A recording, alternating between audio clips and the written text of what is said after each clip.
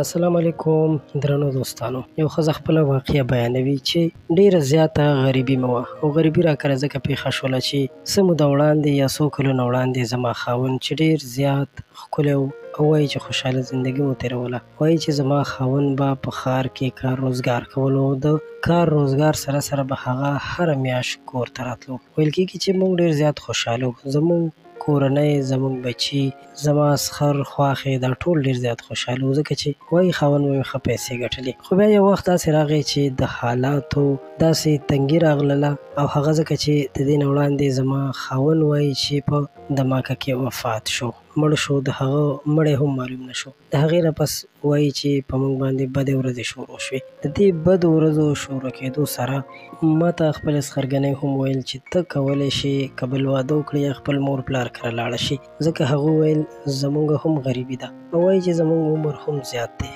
موږ نه شو کولی چې تا وساتو او ستا بچي وساتو.